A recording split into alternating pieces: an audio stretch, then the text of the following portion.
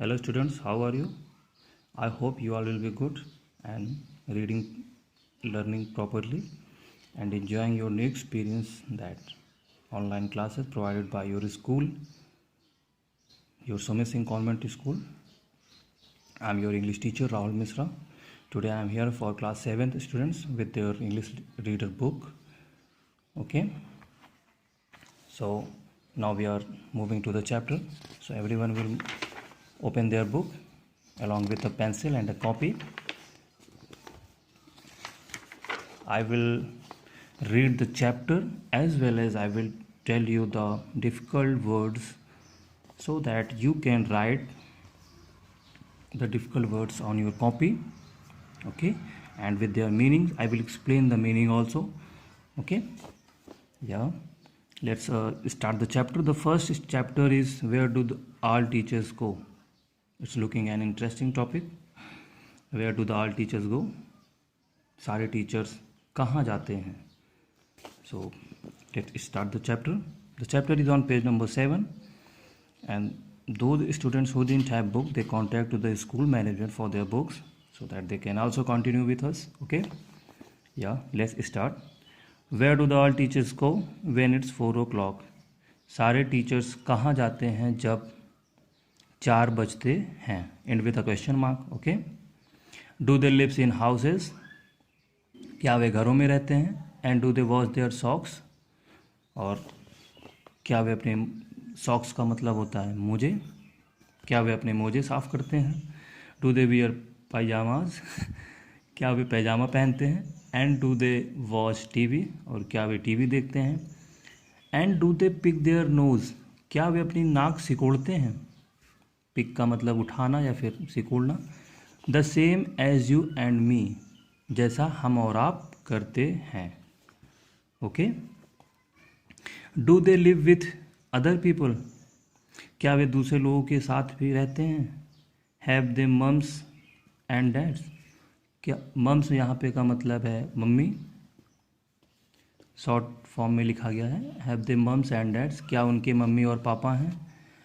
And were they ever children? और क्या वे कभी, एवर का मतलब कभी. ओके. तो क्या वे कभी बच्चे थे?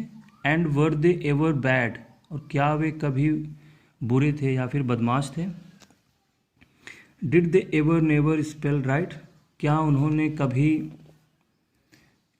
कभी सही नहीं बोला? स्पेल नेवर राइट मतलब सही नहीं बोलना. स्पेल का मतलब बोलना. Did they ever makes mistakes? क्या उन्होंने कभी गलतियाँ की? Were they punished in the corner? Punished का मतलब सज़ा पाना. क्या उन्हें कभी कोने में सज़ा मिली? If they pinched the chocolate flakes? Pinched का मतलब अंडरलाइन वर्ड हम करते हैं, ये ऑलरेडी रेड वर्ड में लिखा गया है. So if they pinch the chocolate flakes? Chocolate flakes का मतलब होता है चॉकलेट का रैपर या कवर. क्या उन्होंने कभी चॉकलेट का रैपर नोच कर या निकाल कर फेंका? Did they ever lose their hymn books? Hymn का मतलब होता है एक वर्शिप किताबें या पूजा की किताबें जिसे हम बोलते हैं, लेकिन यहाँ पे हाइमन बुक्स है तो स्टूडेंट से रिलेटेड है तो ये उनकी स्कूल बुक्स होंगी. क्या उन्होंने अपनी कभी किताबें खोई? Did they ever leave their greens? क्या ग्रीन्स का मतलब होगा सब्जियां या शाक. ग्रीन्स का मतलब हरा होता है, पर एज वेल एज इसका मतलब एक शाक भी होता है, सब्जी होती है. ओके. फोस्टर्स हम बोलते हैं. Did they scribble on the desktops?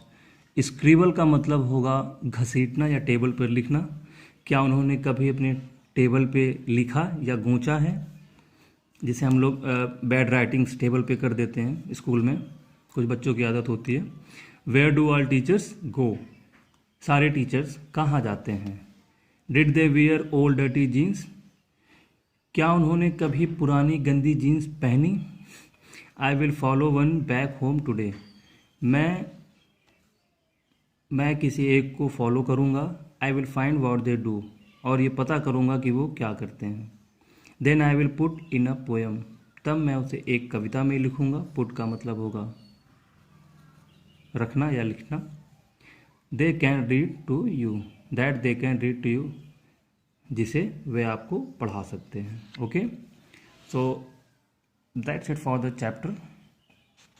Overall, it's a thought of the writer, but an student thought also that he is thinking in the class, he or she is thinking in the class that what we do, the teachers also did or not. Okay, so